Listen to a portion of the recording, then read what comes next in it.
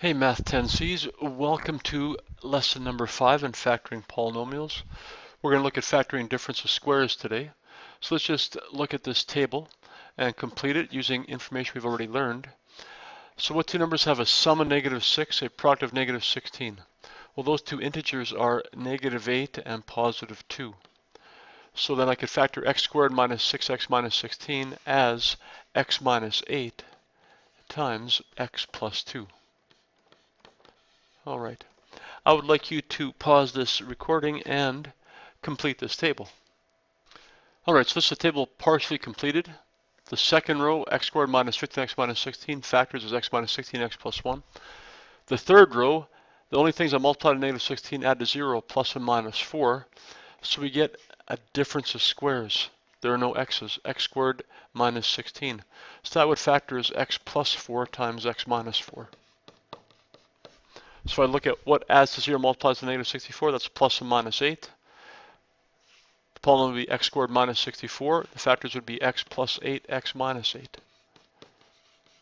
If I look at the last row, what adds to 0 multiplies to -25, that's plus and minus 5. So the polynomial is x squared minus 25, which has factors of x plus 5 times x minus 5. Remember we talked about those back in expanding polynomials. We called those conjugate binomials. So the third row in this table above shows the pattern of factoring a difference of squares. So use this pattern in the last three rows to factor the following: x squared minus 9. Well, x squared minus 9, I notice it's a difference of squares. X squared minus 16, x squared minus 64, x squared minus 25.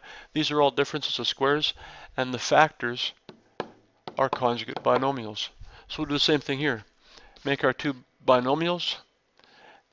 Make sure we get the sum that multiplies to x squared. The only way to get that is x times x. And then the square root of 9 is 3. And you make them conjugate binomials, plus 3 minus 3. That's one way to remember it. If you look at x squared minus 49, make your two sets of binomials. And it's a difference of squares, so we have to multiply by conjugate binomials. The square root of x squared is x, so that's going to go in the front of each bracket. And the square root of 49 is 7. Make one positive, one negative. We factored our difference of squares using conjugate binomials. So x squared minus 36 should have factors of x in the front of each bracket. Square root of 36 is 6 in the back of each bracket. Make them conjugates, one positive, one negative. Part 4, x squared minus 1. Well, that should have factors of x plus 1 times x minus 1. So if you can just look at that and write the factors, that's awesome. We're getting into a great situation if you can do that. A squared minus 100. Those are factors of a plus 10 times a minus 10. All right. Extend this procedure from above to factor m squared minus n squared. So if I want to factor m squared minus n squared, you make our two sets of brackets. The square root of m squared is m. That goes in the front of each bracket. The square root of n squared is n. That goes in the back of each bracket. Make them conjugates, one positive, one negative. And now it wants us to expand this out. So m times m is m squared. M times negative n is a minus mn. Positive n times m is a plus mn. And plus n times negative n is a minus n squared. And what we will notice is as those two middle terms will cancel out. They become 0. And left with m squared minus n squared, which is what we started with, our difference of squares. All right. Consider the expression x minus y times x plus y equals x squared plus bx plus c. Explain why the value of b is 0. Once again, if you expand this out, and these are conjugate binomials, the middle terms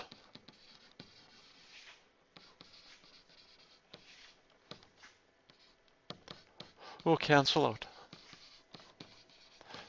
They will have a sum of 0. All right, so b would be 0. The sum will be 0 if you add them together. Express c in terms of y. Well, if I multiply the last two terms together, negative y times positive y, c is going to equal negative y squared. All right. Difference of squares in the examples on the previous page are trinomials of the form x squared plus bx plus c, where the middle term is 0, and c is the negative of a square number. This results in something called a difference of squares. X squared minus 25, x squared minus 100, those are examples of differences of squares. All right, so you finish reading this section, and we're just going to go ahead and factor the polynomials using conjugate binomials. So if I want to factor a squared minus 4, make my two binomials, the square root of a squared is a, the square root of 4 is 2, and make them conjugates, one positive, one negative. T squared minus 144, you have to check if that's a difference of squares. There's a perfect square root of t squared, there's a perfect square root of 144. So I can factor this as a difference of squares using conjugate binomials. The square root of t squared is t, the square root of 144 is 12. Make them conjugates, one positive, one negative. If you expand those two factors out, you're going to get t squared minus 144. X squared minus y squared, example C. Make your two sets of brackets.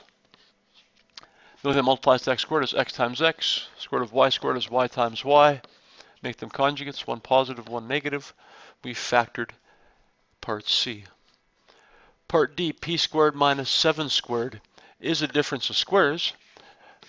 We've just got 7 squared written as a power with base 7 exponent of 2. So the square root of p squared is p, that goes in the front of each bracket. The square root of 7 squared is 7, that goes in the back of each bracket. Make them conjugates, one positive, one negative. We're done factoring.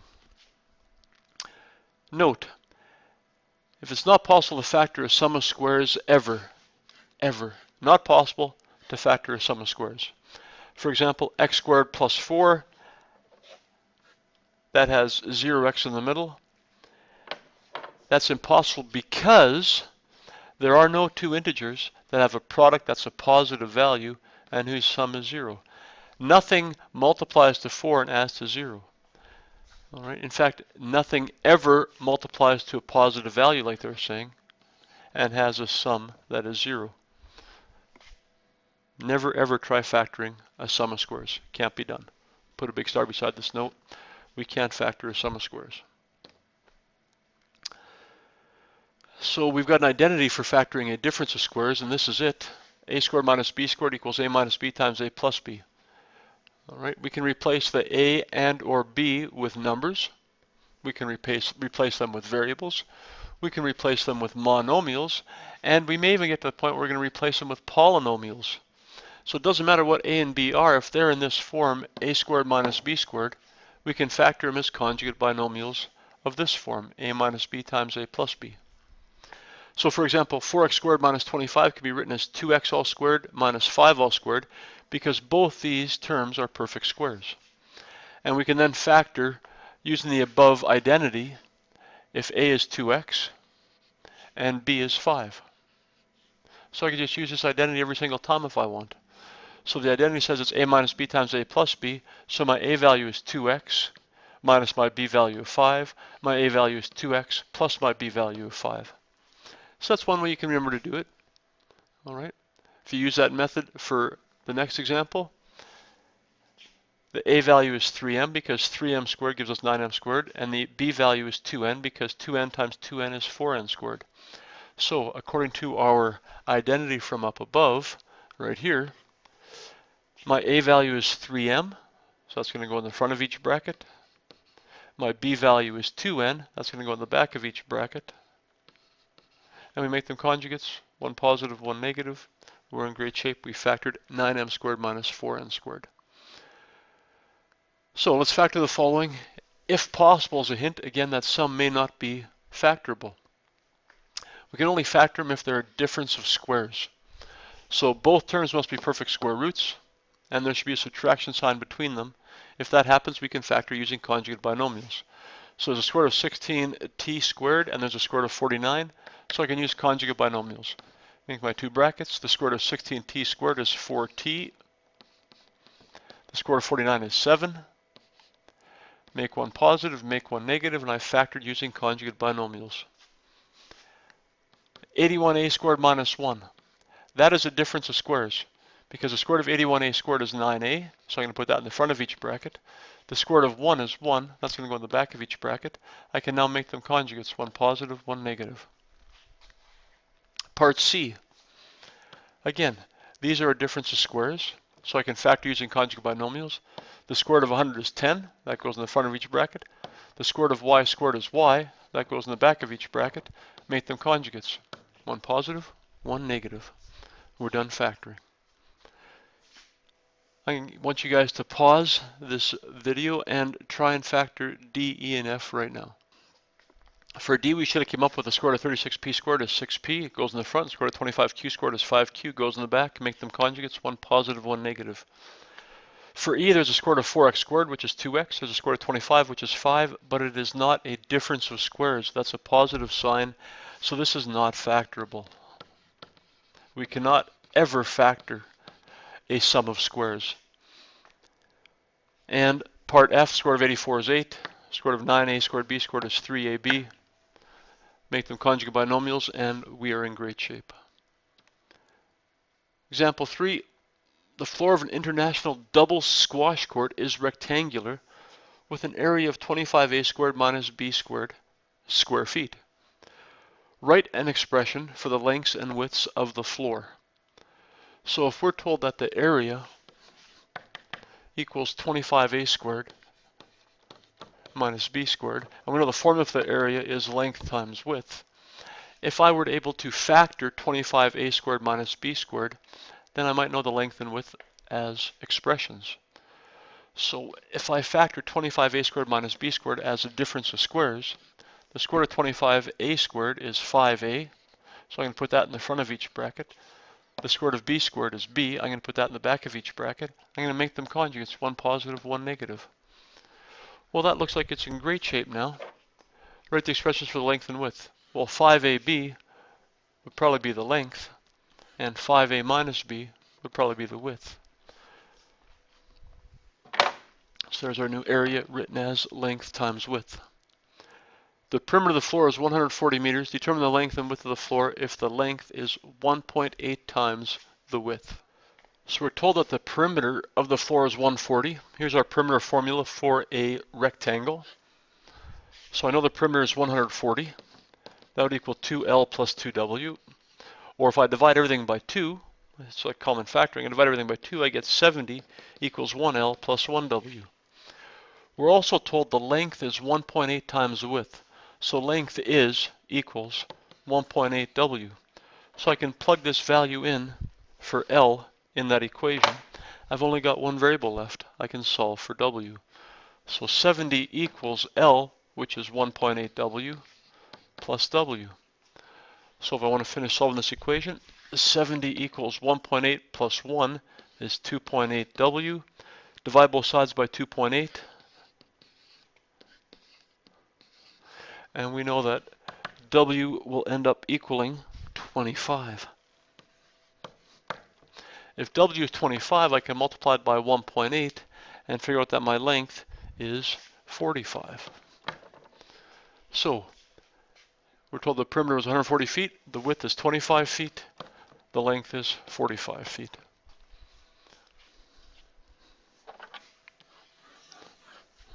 All right, last section. Difference of squares that involve a common factor, and this should be the first thing we always look for anytime you're asked to factor. We should always look for a common factor. All right, if we can do it, remove a common factor first, there'll be much easier numbers to deal with. So factor the following by first removing the greatest common factor. So 2a squared minus 50 is not a difference of squares because neither of them are perfect squares. But if I factor out the number 2, then I get a squared minus 25. Now that's a difference of squares. So I've got my 2, make my 2 sets of brackets. The square root of a squared is a, put that in the front of each bracket. The square root of 25 is 5, put that in the back of each bracket, make them conjugates, one positive, one negative. All right. So your only homework is to finish these notes and complete parts B, C, and D. And we will look at those tomorrow at the start of class. And then we will continue on working in class on questions 1 through 14. All right, we'll talk to you then. Have a good night.